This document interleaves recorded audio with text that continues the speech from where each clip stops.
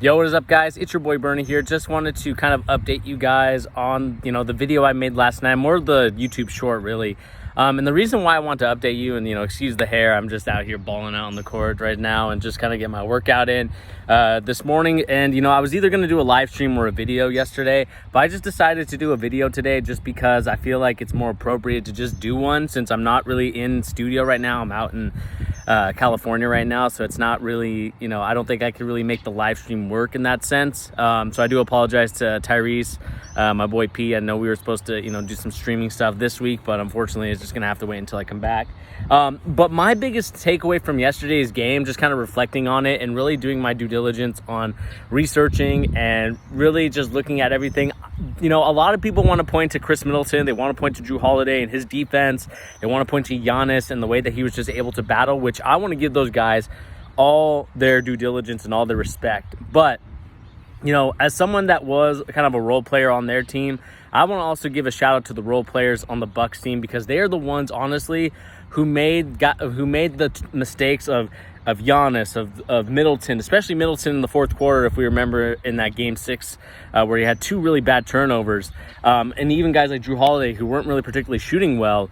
The offensive rebounding was the biggest key as to why, and really second chance points, as to why really the Bucks won, not only just this series against the Suns, but also against the Brooklyn Nets. It was kind of my biggest takeaway from the Brooklyn Nets series. Although, Durant, you could make a point about his shoes just being a little bit too big to where the three-pointer now counts as a 2. My biggest takeaway from that whole thing was the fact that it really came down to the offensive rebounding and second chance points created from the opportunities of guys like Giannis, for guys like Middleton, for guys like Jrue Holliday. Brook Lopez was battling in there. Pat Connaughton, a guy I routinely, just keep mocking, or not even mocking, but more so, I keep criticizing because I feel like they really should have played Torrey Craig a lot more. It looks like he's going to get a ring too, no matter what the circumstance of this series was. And I really thought that he should have been playing more. And another guy I really thought that should have been playing more, and he finally did. And I'm glad that Mike Budenholzer finally saw the light. And that was, of course, Bobby Portis. That guy, offensive rebounding and just defense was tremendous yesterday. And to me, like I said, that's the biggest reason why I think the Bucks won last night. And, I think we can make a huge argument for Giannis and Middleton and Jrue Holiday, doing their thing. Obviously, superstars get their superstar credit. But I also want to give a huge shout out to the role players for yesterday's game, man. Like I said, from one role player to another, from my high school team to another to those guys. Like, those guys are what makes really the clock go round and really, kind of gets rid of some of the turnovers that guys like Middleton had yesterday. Really 2 bad turnovers. But you could see in those instances, especially in Game 5, with Pat Connaughton, or really Game 6, really, Pat Connaughton batting the ball out to Giannis, getting themselves ready, getting themselves another opportunity. And really, I think what this will do, and I watched B-Ball Breakdown kind of talk about this in his live stream, and also just kind of watching his video series. If you guys want to know a coach that really does a great breakdown, B-Ball Breakdown is an awesome guy. And when I watched his video, it really started to make a lot of sense. He was talking about, kind of the return of really the big man, and really, or not even big man, but more so the return of larger athletes, creating second chance opportunities. Because remember, the 3-point phenomenon with Steph Curry and the Golden State Warriors created this sort of copycat league. The NBA is a copycat league, and it just created this whole phenomenon of, okay, we put the shot up. I'm scared as hell that we're going to give up a 3 in transition, which obviously, if you run a 2-side break, obviously, for my people that don't know, if we're going to I don't know if I can flip the camera here or not. I'm not sure if it'll let me flip the camera. But if you kind of look on the court here, I'm not sure if you guys can see it, but really in the corner and the 45 is where they're going to set up the 2-side fast break, where you come across the court and you just hit one person and, hit to the 45. The guy that's, the last man standing has to either decide to take away the corner guy or to take away the 45 guy. And hopefully I explained that right. I'll rewatch this video and see. But nevertheless, if you look at the court, that's really what the 2-side break was. And that's what coaches were afraid of, giving up that 3-point shot. But what Mike Budenholzer decided to do, and, for a lot of the criticism I give him, I have to give him credit for at least implementing this style. And that is, of course, crashing, maybe send your 1 and 2 back, but crashing everybody else to get the offensive rebound. So that way you get more opportunities and more chances to get the points back up. I mean, when I saw the offensive rebound rating for both teams. You know, it was like 21% in Game 6 for the Bucks and like 12% for the Suns. And that really kind of was one of the biggest reasons as to why you really saw the Suns do their, really the Suns struggled because I think they went away from their offense. But, just kind of going back to the Bucks point before I kind of lose my train of thought, you can see this is kind of like an impromptu video somewhat. The Bucks did an awesome job of offensive rebounding, getting the ball back to their superstar players and creating more offensive chances so you can put a shot back up. I think that was a tremendous strategy, and I hope that we kind of see a balance of both of them, because what I really like about what I saw yesterday was that it really is the return of big men. In terms of, you have big men that are skilled, but they can also be bullies down on the paint, and that's what Giannis did yesterday, and really what he did this whole series. And I have to give Giannis his credit for a guy that really, played basketball late in his career. In terms of when he started playing basketball, I mean, we remember Giannis was like almost like 10 years old, maybe 13 years old when he first started playing basketball, and that was just casual basketball. We ain't even talking like, he was, I believe, from the story I read, he was found in Greece. His family migrated from Nigeria to Greece, and really, they didn't really play basketball. They weren't really a basketball family until, Giannis and his brother that I think is on the team, either him or the guy that's on, I want to say the Lakers, but I don't think the Lakers is the younger brother. But Giannis and Thanos, were just playing casually, and a coach just saw them, and he just happened like, hey, you two look like really good players, or like, potential there. So they brought him into the camp, and that's kind of the way that it started. But, to kind of go back to my point, to circle back, the reason why I kind of point that out is because when you really think about it, Giannis is still an unpolished player to this point. A lot of holes in his game still, but the fact that he's still able to put up 50 points, even in an unfinished product of Giannis, I mean, that's got to be impressive as hell, man. Like, I really can't remember a basketball series being this fun since, honestly, the 2016 Cavaliers team against the Golden State Warriors, because that, to me, was probably the best series I think anybody watched in their lifetime. I think the best play of all time, obviously, is the Ray Allen 3. That, to me, will always take years off my life, but it also will be, like, the biggest, like, maybe it's because I was in high school and that's when it happened, but it was kind of like the biggest shocking moment, I feel like, in NBA history, just, with all down the line, the championship already out for the Spurs. But anyway, we're not here to talk about past. We're here to talk about the future, and the future right now is looking like it's going to be Giannis. And I hope that Giannis kind of takes it to heart, like he really has potential to be a really solid basketball player. Even if he develops, like, at least a little bit of an outside shot. Not saying he's got to develop this, like, 30-foot jump shot or anything like that, but if he could at least be a mid-range merchant in terms of he can make his shots outside of, maybe 15 to 17 feet, I think that he would be an unstoppable player. And one thing you have to give him credit for is that he made his free throws yesterday. I believe he only had 2 missed free throws. I believe he was like 12 of 14 or something like that. And that just kind of goes to show you, like, the amount of effort and concentration, because, free throws, a lot of people, it's routine. A lot of people do them, but it really takes a lot of skill to do it in the clutch. And Giannis did in the clutch yesterday, and you could see that this team was really rearing to go. And I am really, like I said, I am so impressed with the way that Giannis played yesterday. And really, like I said, I'm really impressed with the way that the Milwaukee Bucks as a whole played, right? They didn't really use Brian Forbes a lot, because I think that after that kind of one-legged 3, Coach Budenholzer and the Milwaukee Bucks are just like, yeah, we can't let this happen again. And so they kind of benched him. And that just kind of goes to show you kind of like who goes in the game and who doesn't go in the game. I think the same thing could be said for Frank Kaminsky. Had a total of 6 points before yesterday's game, and I think at one point had 6 points in Game 6. And so that kind of goes to show you that I think they should have been playing him more. But to go more so on the Suns side, I think my biggest complaint about the Suns was really the fact that they went away from their offense at certain times, went away from the Spain and pick and roll, and just kind of went ISO.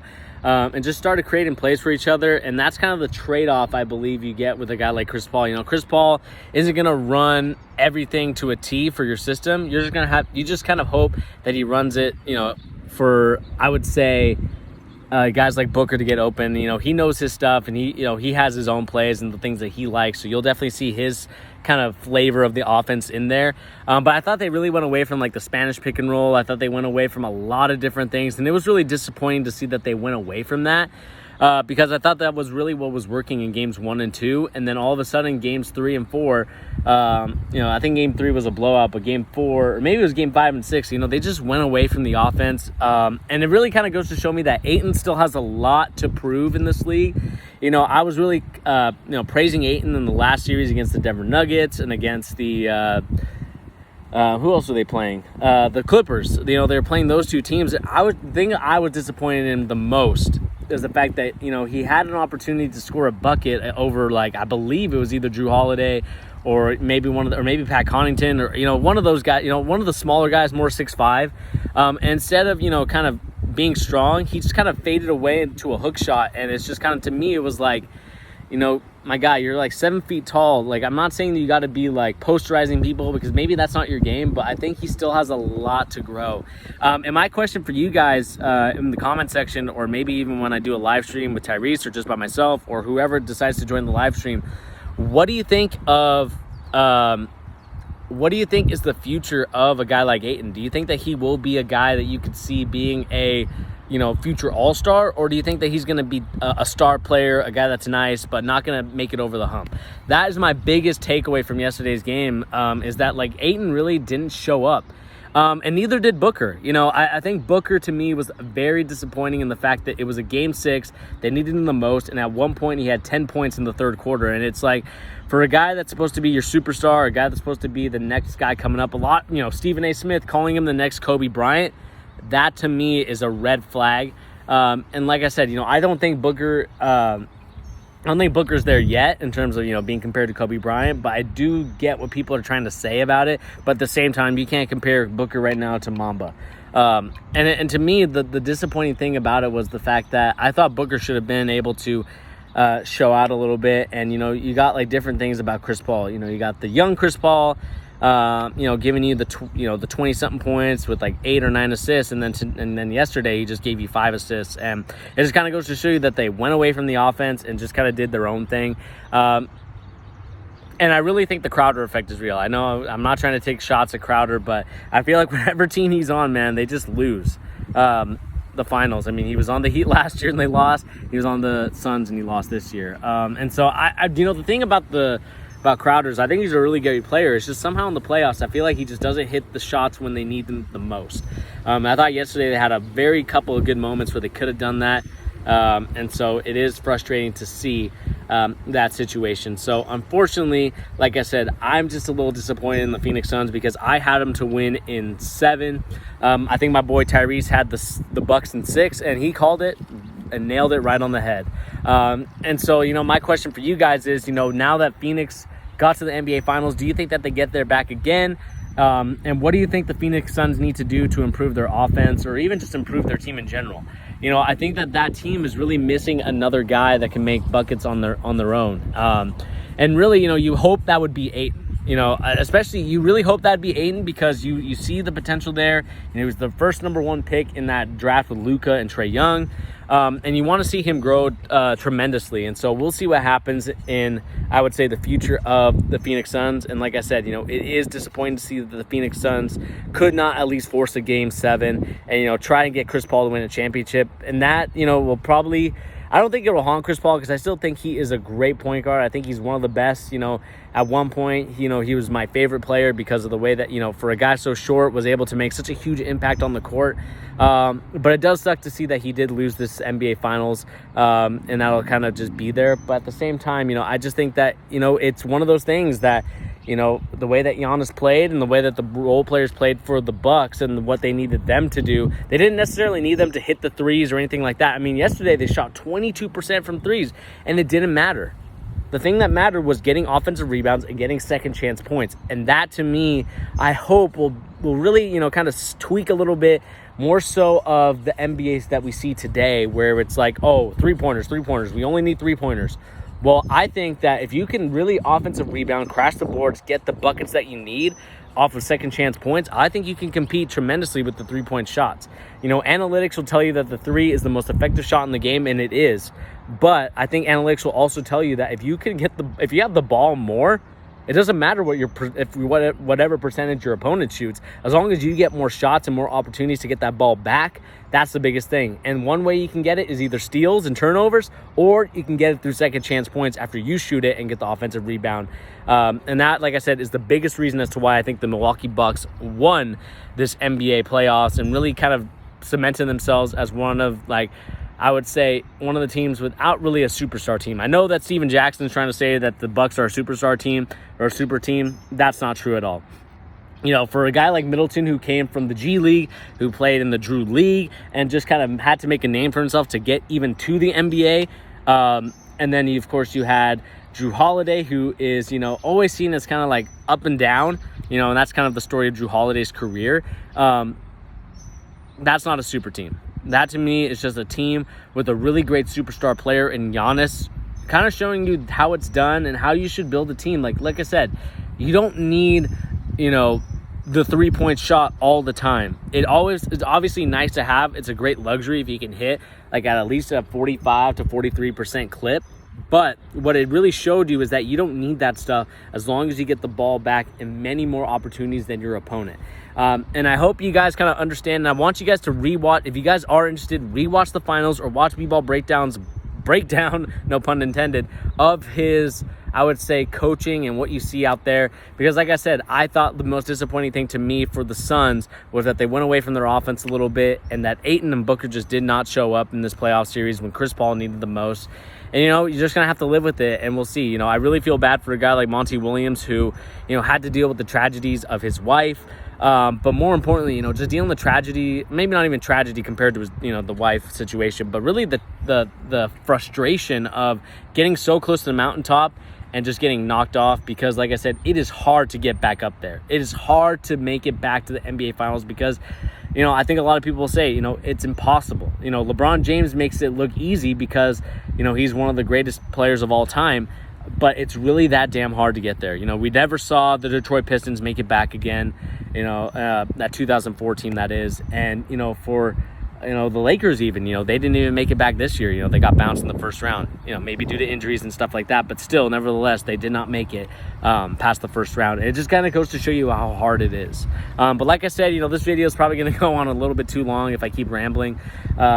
So I think the last thing I'll say for this is that, where do we rank Giannis? I think Giannis right now is kind of shown there's a blueprint to this whole madness of this 3-point frenzy or 3-point palooza that you want to call it, because when you look at things and when you really see things, it's more than just the 3-point shot. It's really a lot of offensive rebounding and getting second chance points, and you saw that go up tremendously in stride.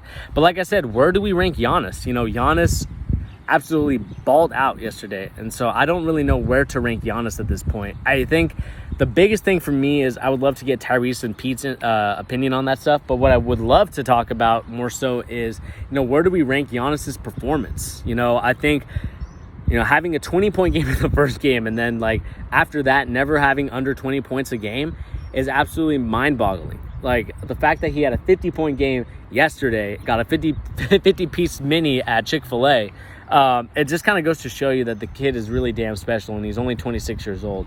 It kind of reminds me a little bit of, kind of LeBron in the sense that, LeBron didn't really have the jumper. A lot of people were questioning, LeBron needs a jumper and all that stuff. It's almost the same thing with MJ as well. He needed the jumper, he needed the post fadeaway, and he needed to get stronger. And you saw that those two players were able to do it.